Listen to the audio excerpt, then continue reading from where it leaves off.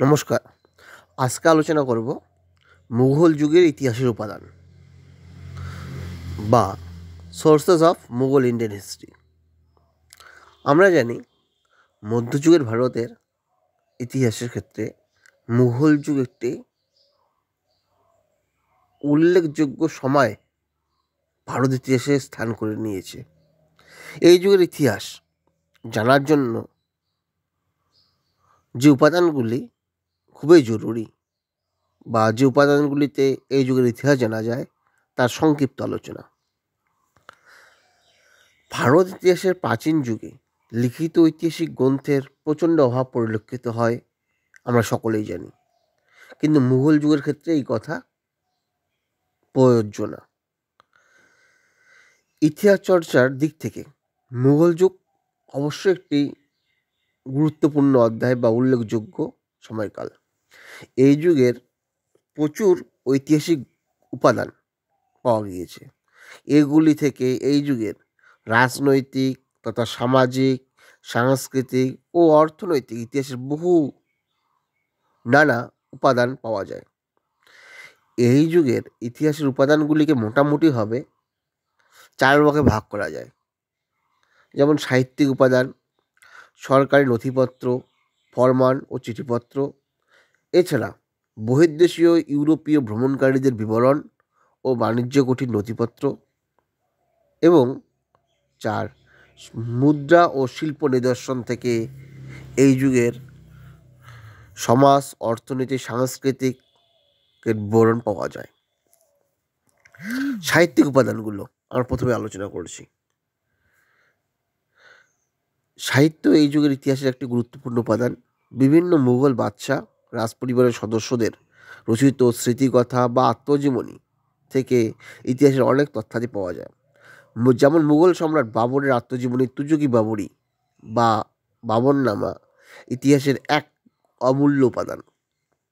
এছাড়া বাবর কন্যা গুলবদন বেগম রচিত হুমায়ুননামা থেকে বাবর ও তার পুত্র হুমায়ুনের রাজত্বকাল এবং তাদের ব্যক্তিগত জীবনের নানা তথ্যাদি পাওয়া যায়। মুঘল সম্রাট আকবরের ঘনিষ্ঠ সহচর ছিলেন আবুল ফজল। তার রচিত আকবরনামা, আইনি আকবরী এই যুগের ইতিহাসের অমূল্য উপাদান।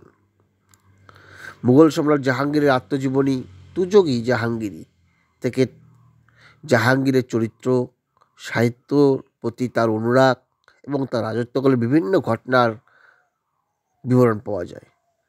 শাহজাহানের রাজত্বকালের উল্লেখযোগ্য উপাদান হল আব্দুল হামিদ লাহোরী রচিত পাতশাহনামা। এছাড়া শেষ শক্তিশালী মুঘল সম্রাট ঔরঙ্গজেবের রাজত্বকালের গুরুত্বপূর্ণ উপাদান হল মির্জা মোহাম্মদ কাজিমের আলমগীর নামা, মোহাম্মদ কাফি খানের মুনতাহল উল্লুবাব।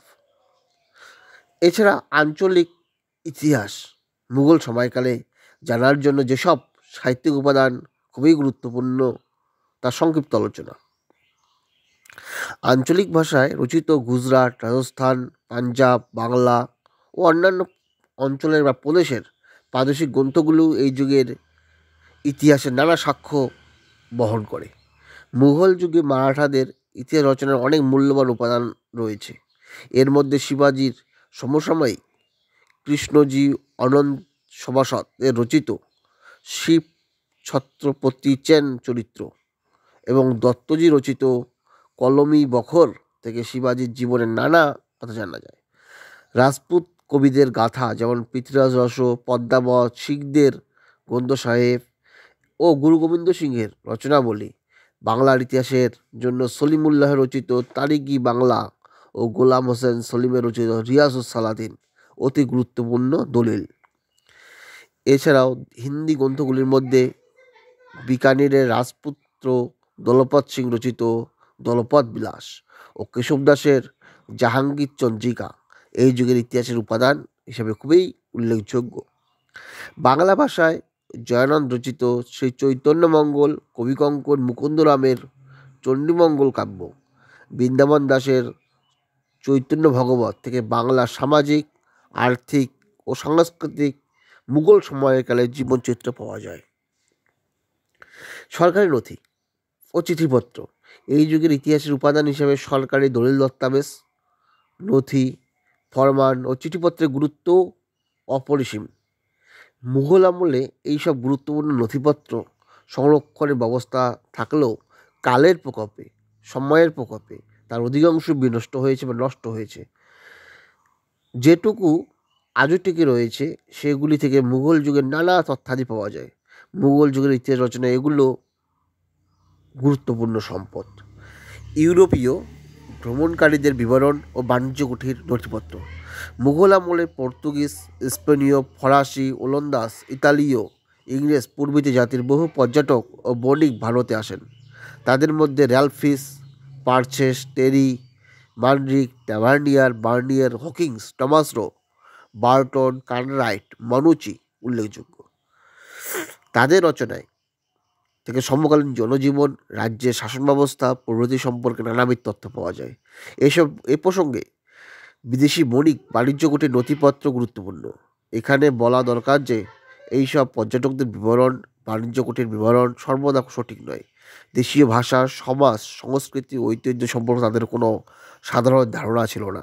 এই কারণে বহু ক্ষেত্রে তারা শোনা কথা বা গুজবের উপর ভিত্তি করে তাদের বিবরণ রচনা করেছেন।